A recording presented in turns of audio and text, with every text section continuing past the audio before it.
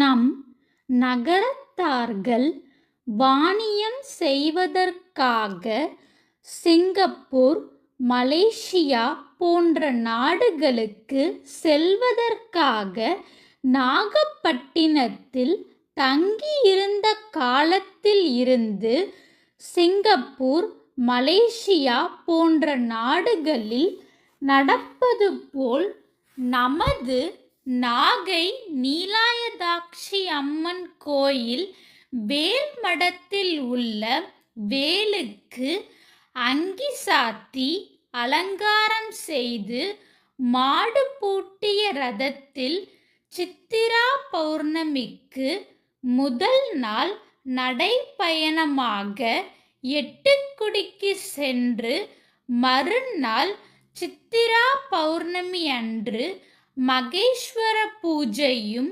மாலை ஊஞ்சல் பானக்க பூஜையும் செய்து பௌர்ணமிக்கு மறுநாள் தொட்டில், பால்குடம், காவடி நகர்வலம் வந்து எட்டுக்குடி ஸ்ரீ சுப்பிரமணிய சுவாமிக்கு பிரார்த்தனை செலுத்தப்படுகிறது.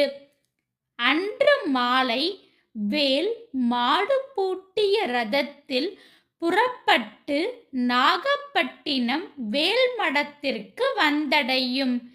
இத்திருவிழாவானது அனைத்து ஊர் நகரத்தார்கள் ஒத்துழைப்புடன் நம் நாகை நகரத்தார்களால் தேர்ந்தெடுக்கப்பட்ட 4 காரியக்காரர்களில் வருடத்திற்கு ஒருவர் என்ற முறையில் 8 நகரத்தார்களை இணைத்துக் கொண்டு குழுவாக சித்திரா பௌர்ணமி விழா சிறப்பாக நடைபெற்று வருகிறது.